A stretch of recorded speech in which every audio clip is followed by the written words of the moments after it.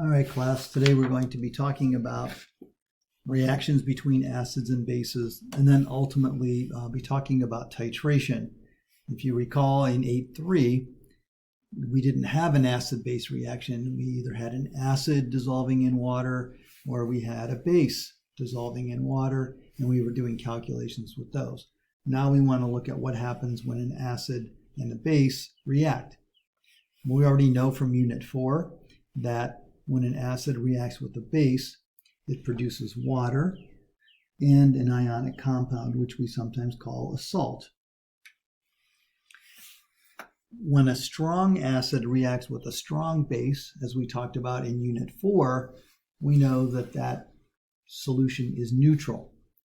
But when weak acids or bases are involved, the salt that is produced in the acid-base neutralization reaction can either be what we call a neutral salt, an acidic salt, or a basic salt. And now we want to explore why. All right, well, first let's look at what we know. When a strong acid and a strong base react, that results in a neutral solution. So here you see the chemical reaction between HCl and NaOH, makes water and NaCl. If you write the net ionic equation, though, what you'll find is essentially H plus OH, but we would write that as H3O because we now know it's hydronium, would make some water. And you're going to have NaCl. The pH is 7 because any salt that forms from the cation of a strong acid, which would be, a cation of a strong base, which would be NaOH, and the anion of a strong acid, which was HCl. See how that's the anion of HCl, and Na was the anion that was attached to OH. When these two cations come together, even though they are aqueous, those ions will not act as a weak acid or a weak base. They would create a neutral solution. The key here is that these are cations or anions of strong acids and strong bases. Sorry about that. Strong acids and strong bases. So for example, thinking of another example, if we had potassium hydroxide reacting with nitric acid, then that would make HOH and it would make KNO3, correct? So let's just write the salt, KNO3. This would be a neutral salt. Why would it be a neutral salt? Because potassium would be the cation of a strong base, and nitrate ion would be the anion of a strong acid, HNO3. All right, well, let's look at what happens when a weak acid and a strong base react. It turns out it results in a basic solution. Well, why basic? Well, let's consider the reaction between hydrocyanic acid and sodium hydroxide, a weak acid and a strong base. It makes water, and then it would make sodium cyanide aqueous. Now, when we write the net ionic equation, remember, not all of the HCN dissolves. There is going to be some HCN in the beaker that is still bonded together, right, and dissolved in water. So the H and the CN, they don't sort of cancel out. They are not spectator ions here, right? The only spectator ion we have is sodium, because if you look, you have HCN aqueous, and on the product side, you don't have HCN aqueous, so it stays. You have OH, which ends up becoming part of H2O, so that is a change, so that stays. Of course, water forms, it's a liquid, it stays. It's not aqueous, so remember, things that are liquids or gases or solids stay in the net ionic equation. And then you get the cyanide ion aqueous. Again, that is not a spectator ion because it's all by itself, but on the left-hand side of the equation, it's still bonded to CN. So now let's see why this would be basic. Well, cyanide ion is the conjugate base. Hold on. It is the conjugate base of this weak acid. And so in water, it will act basic. And it can react with water, and you can kind of see in the reverse reaction to produce hydroxide ion. And if you actually took the pH of a 0.1 molar solution of CN, then it would have a pH of 11.2, which would be basic. Again, the key here is what's left over in the net ionic equation here of the salt, in this salt, NaCN, is Cn minus, which is a conjugate base, and so it will act like a base whenever it's dissolved in water. Let's look at the other kind of reaction, a strong acid and a weak base. It will result in an acidic solution. Again, why acidic? Well, here's the equation for HCl plus ammonia, NH3. It forms NH4 plus and Cl minus. Now we know that Cl minus is part of what we would call a neutral salt. The chloride ion is not going to act like a conjugate acid or conjugate base. The anions of strong acids do not act like an acid or a base. We talked about it at the beginning of the notes. And so what you end up with is NH4 plus. Well, if you recall, NH4 plus is the conjugate acid to the weak base NH3. And so this will act as an acid. It will react with water, and it will eventually produce hydronium, or will produce hydronium.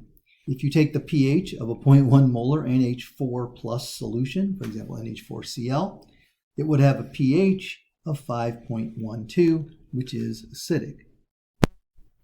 Okay, let's take the final permutation. So we have strong acid, strong base, weak acid, strong base, weak base, strong acid. And now what happens if you have weak acid reacting with a weak base?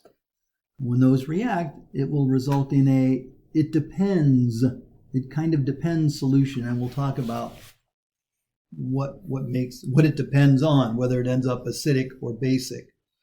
Here's acetic acid reacting with ammonia, and it makes ammonium acetate. Well, ammonium acetate is aqueous, so this is what the ionic equation would look like. This is the conjugate acid of a weak base. This is the conjugate base of a weak acid. And these guys are present together.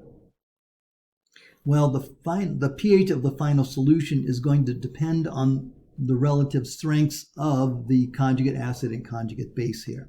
If NH4 is a stronger conjugate acid, that is, has a higher Ka than acetate ion has a Kb, then the solution will end up acidic.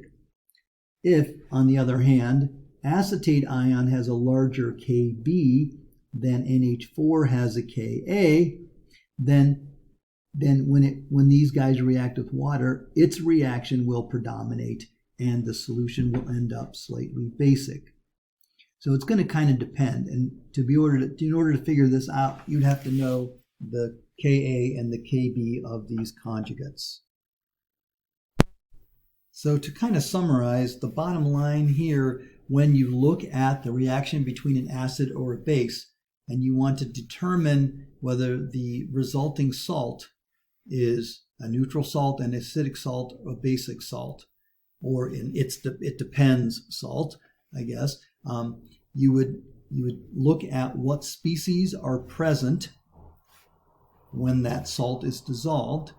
And again, if it results in the anion of like cyanide ion, that's going to be the conjugate base of a weak acid. It will be basic. If you have something like acetate ion, again, just acetate ion, then that would be a result in a basic solution. Because, for example, if you had sodium acetate dissolved, sodium is not going to act like an acid or a base. but the acetate ion will act as a base in water, and then that solution will result in something basic. I hope that makes sense. And so now we're going to go on and talk about titration. Now, we've done a titration before. We did it in Unit 4. We've done acid-base titrations.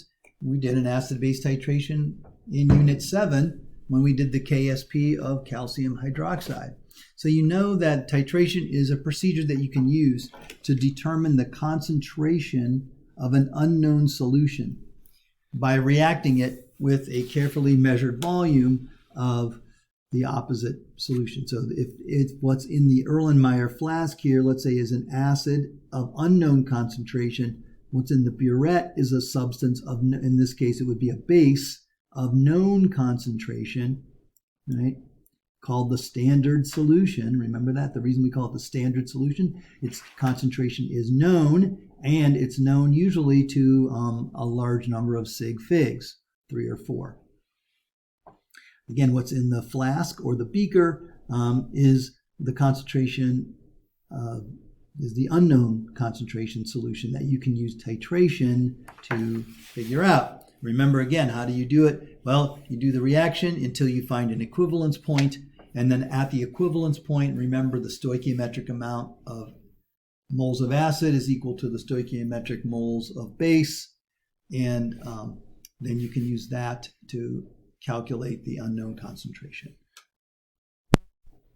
So now what we're going to do, for each of those permutations, strong versus strong, weak versus strong, strong versus weak, we are going to see how the titration curve looks and kind of what's going on at each step of the titration. Okay, in this first scenario, where you have a strong acid versus a strong base, again, it's one that you're familiar with. Just let's remember that when we say strong acid versus strong base, usually what's mentioned first, for example, strong acid. Let's go back. Strong acid, that's referring to what's in the beaker, okay? So that's your unknown solution. And then when we say versus strong base, then that's what we're adding.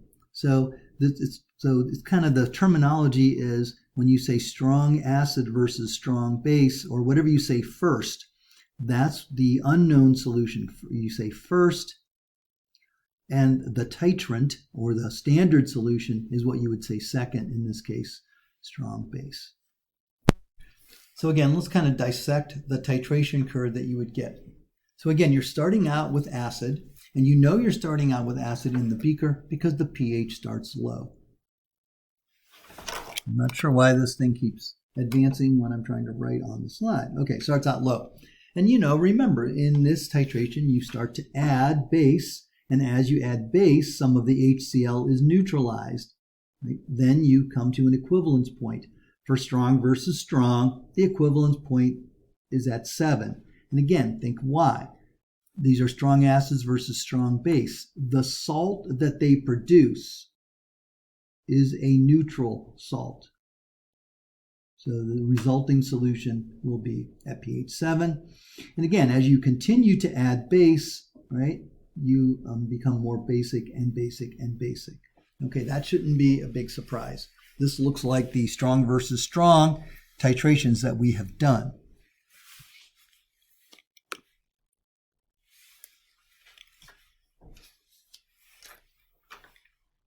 So let's kind of see what's going on here. Then let's kind of look at the curve. So what happens after? So you start out with your 0.1 molar HCl in this case, and you're adding base, and the pH starts going up. Right? At this point where it is still acidic, you have more H3O present. Of course, you're neutralizing some of the H3O with the OH that you've added as you are adding, let's say, the first 20 milliliters of OH minus. So some of the H plus is being neutralized, or the H3O is being neutralized, but not all of it. So at this point, the reason it's still acidic is you have excess hydronium ion present. Again, at the equivalence point, the quantity of H3O is completely neutralized with the OH. And again, the stoichiometric amount of hydronium and the stoichiometric amount of hydroxide are equal. You have pH 7.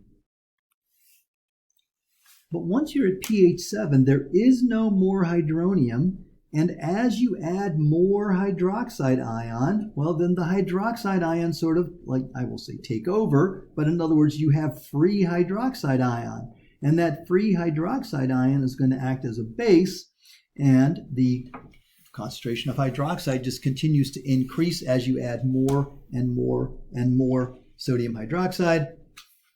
And you end up with a basic pH.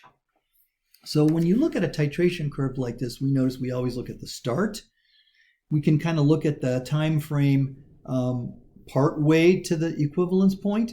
We always look at the equivalence point, and then we usually look at what happens beyond the equivalence point. Again, with the strong versus strong is something you've seen before, so now let's look at weak acid versus strong base. How does that look? Okay, so you're starting off, and on this graphic here, they sort of show you the strong acid, strong base sort of titration curve also to kind of illustrate the differences. So weak acid versus strong base. So you start out, it's acidic, because again, weak acid, the first thing we mentioned is what's in the beaker. So the weak acid, for example, in this case, it's acetic acid. So we have, your CH3, COOH, right? And then you're going to be adding, in this case, sodium hydroxide as the titrant. It starts out at an acidic pH. As you add base, of course, as we've seen before, the pH goes up until you're going to get to an equivalence point. And this here would be the equivalence point we're looking at for the weak acid strong base titration. And we're going to talk about why it ends up being at not at pH 7 here in a second. And then again, as you continue then to add base after the equivalence point, the solution becomes more and more basic. Right? This graphic also is pointing out that just noting that the equivalence point here is at above 8 in this case, you do not want to use something like bromothiamyl blue or phenol red that turns color, that the indicator transition range around pH 7. You want to find an indicator that transitions around pH 8, 9 in this case. And that will be the indicator phenolphthalein. If you recall, we had that chart of indicator transition ranges. Yes? Okay, so now let's see what happens along this titration curve. Again, before we add NaNaOH, like we said, here's what we have in there. We have acetic acid, right? It reacts with water. It produces H3O and acetate ion. Okay, that's what's in there before we add anything. Okay, again, this red line here is strong versus strong, just to kind of show you the differences. Okay, so right now all you have in there is hydronium, and then you have some acetate ion.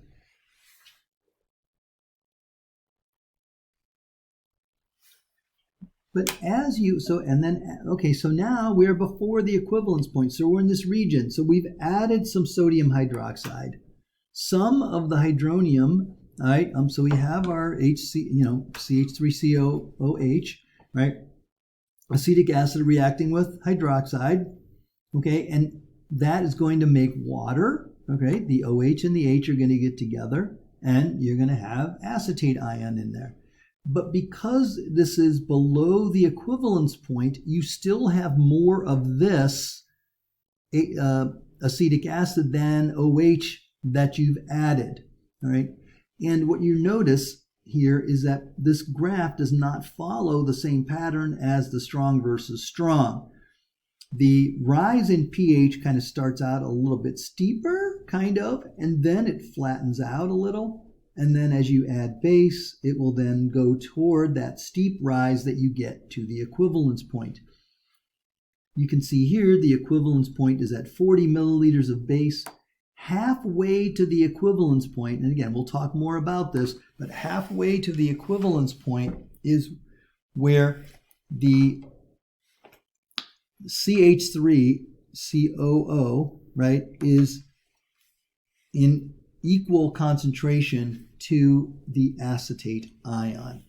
And that inflection point in your weak versus strong titration, if you look at the pH of that, it turns out that that pH is the pKa for the acid that you're titrating. So now we're going to look at what happens at the equivalence point. Well, at this point with this weak versus strong, you've added enough OH minus so that all of the, so just look at the left-hand side here for a second. You've added enough OH that all of the CH3COOH, the acetic acid, has been neutralized and you have water. Okay, so all of the acid has been neutralized with the OH to create water. But you remember when that H reacts with the OH, right, when the H from the acetic acid, it gives you the acetate ion, which is a conjugate base.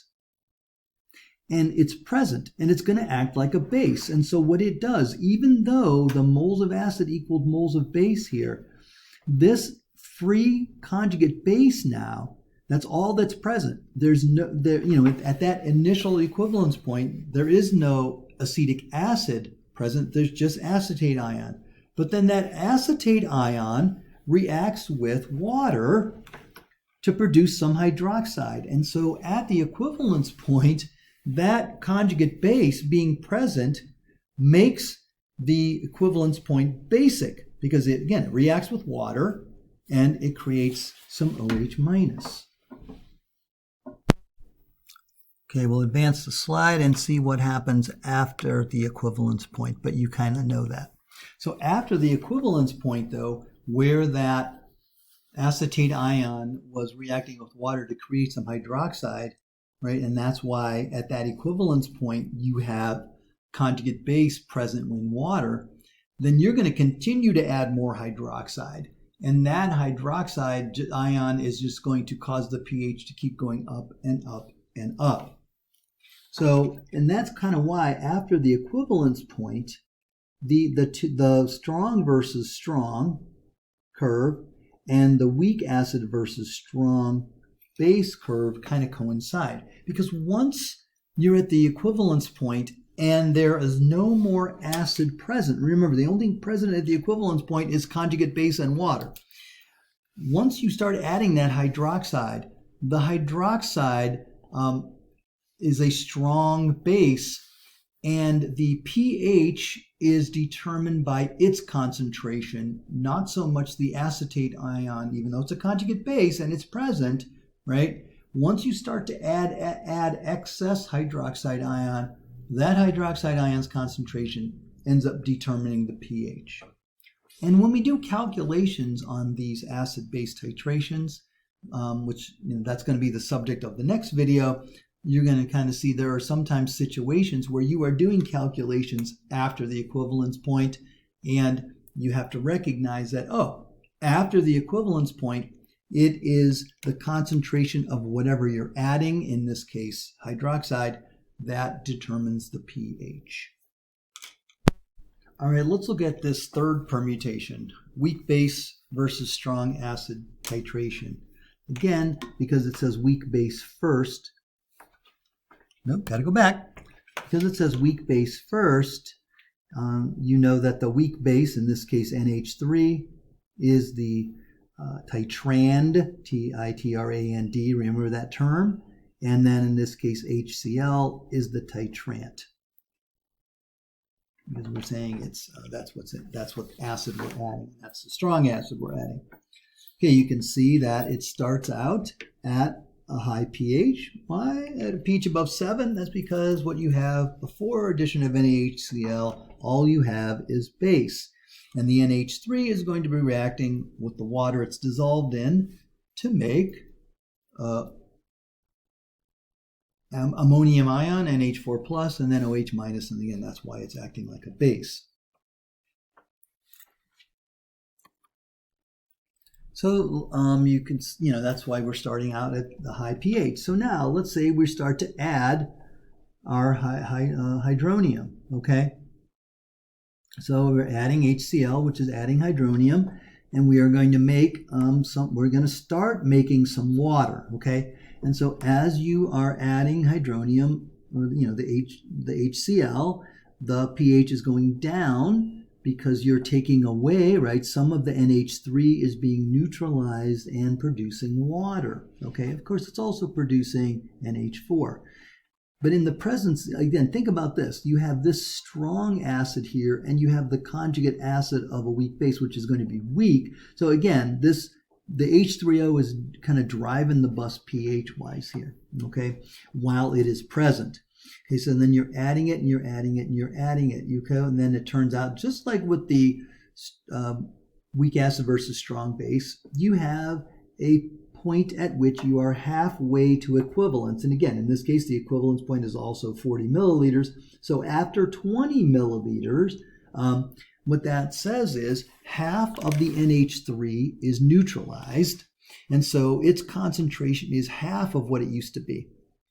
But then because there's a 1-to-1 ratio here, then this concentration of NH4 will be the same as the concentration of the NH3 that's present. And again, this halfway point, that's what's true at the halfway point. The weak base and its conjugate acid are present in the same concentration. Just like with a weak acid versus strong base, this inflection point also tells you something about NH3, NH4. That base and its conjugate acid. And it ends up being the pKa for NH4 plus. Now, why isn't that the pKb of the weak base? Because remember, this is pH, and H always is talking about the acid when you talk pH, okay? And it turns out that so that's why this is not the pKb of the NH3, but it's the pKa, right, of the conjugate acid NH4. And then you can always find the pKb for NH3, right? Remember, pKa plus pKb equals 14. So you could see this here, the pKa for NH4 is, what is, I think it's, 9.25. So this will be 9.25. And then plus the Kb of NH3 equals 14, and so you can find the Kb. But okay, that's neither here nor there for this titration though, okay?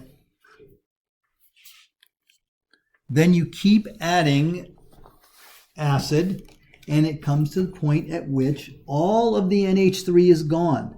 The NH3 has been neutralized to NH4 plus and water, okay? And so just looking at the left-hand side here, this is what's present at the equivalence point. Enough acid has been added to completely neutralize the NH3 and convert all of it to NH4. But now that NH4 is present in water, right? And so it's going to act like the conjugate acid that it is. It will react with water and create a little bit of hydronium and then some more NH3 plus. Of course, it's sending that reaction reverse, but you're creating some hydronium. And that is why the pH at the equivalence point ends up being acidic, because right now you have the conjugate acid of this is like an acidic salt, right? NH4 dissolved in water will act like an acid. It will react with the water it's dissolved in to create some hydronium, right? And so that's why the pH at the equivalence point is below 7. Just like with weak acid versus strong base, that equivalence point was above 7. You continue, though, after the equivalence point, okay? Then you're just adding H3O. And so the pH is going to keep going down, down, down, down. And again, this pH value is going to be largely determined by the concentration of H3O, because now there's no more base present to neutralize the H3O, and you just keep adding H3O, and so that concentration builds up, and so the pH goes down and down and down. So on the remaining few slides here, let's just summarize what we kind of saw. All right, we saw the titration, and you've seen these before, the titration between a strong acid and strong base, or strong base versus strong acid. Again, they result in, they result in symmetrical titration curves with an equivalence point at 7. Remember, this is strong base, that's what's in the beaker or the flask, and you're adding acid, right? That's the titrant, right? And then you end up with an equivalence point at 7. You're kind of familiar with those from Unit 4. So now let's look at the ones we kind of learned about new today. Okay, so again, weak acid versus strong base. It starts out, again, at acidic pH. As you add base, some of that acid, that weak acid is being neutralized, okay? There comes a point halfway to the equivalence point. So if this is the equivalence point at 25, then after 12.5 milliliters, right, half of the weak acid has been neutralized, and it's produced then that half concentration of its conjugate base. Okay, and this is the place place where the concentration of the weak acid and the concentration of its conjugate base that it's created, right, in this reaction are equal. And then you can continue to add base until you get to the equivalence point. Again, the equivalence point is above pH 7, all right? And the reason it's above pH 7 is, again, you don't have you don't have any of the acid, and what you have then is that present is you don't have any of this. It's all been converted to conjugate base, and that conjugate base is reacting with the water that was created in the neutralization to be slightly basic. Then, of course, as we said, as you keep adding base past the equivalence point, it's that concentration of hydroxide that determines where the pH lies. Okay, let's look at weak base versus strong acid. We'll try to summarize this baby. Starts out at a basic pH. Its equivalence point will be below pH 7. Again, so you start out with weak base, you're adding acid. Some of that weak base is being neutralized. Halfway to the equivalence point, this looks like it's about 22 milliliters. So at 11 milliliters would be the half equivalence. We call it the half equivalence point, when you've added half of the amount of acid that it takes to reach the equivalence point.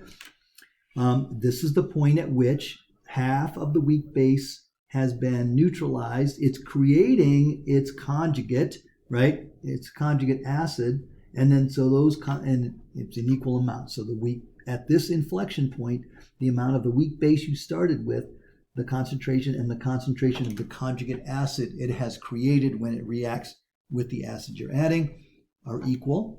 Again, that's going to be this pH will be the pKa for that conjugate acid. Keep adding acid, pH keeps going down until the equivalence point. Again, at the equivalence point, all of the weak base has been neutralized. All you have is the conjugate acid mixed with the water that was created in the neutralization reaction, and that conjugate acid acts like an acid and results in a slightly acidic pH, because that's all that's present at this point right here is that conjugate acid and the water. But again, those guys are reacting to create hydronium, which makes the pH below 7. Keep adding acid though, and it's that H3O that you're adding, right, that is going to sort of determine the pH. All right, so finally, we're just going to look at this slide. We're not going to talk too much about it, but sometimes you have an acid like H2CO3.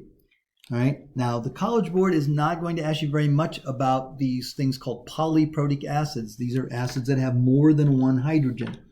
But what happens with these is this first hydrogen, when it would react with OH minus, comes off, and then it results in HCO3 plus water. Okay. But then that HCO3 then can continue to react with the hydroxide being added. And so you have a second hydrogen that's being neutralized. But that second hydrogen won't start being neutralized until the first hydrogen is all removed. So what you end up is with multiple inflection points and sort of different equivalence points. Don't worry too much about this. I just kind of wanted to show you the difference. That for this first reaction, this would be the equivalence point. And then for this second reaction, then this would be the equivalence point. So in other words, that's where you just end up with A minus, which would be just CO3, 2 minus once that's neutralized. And so it's kind of a little different look to it. You end up having multiple Kas, pKas, and multiple equivalence points. Again, the College Board tries to stick to acids that only have a single hydrogen because of this complication. But I at least want to make you aware of it. And hopefully you got this, and there's a worksheet that goes with it that you will start.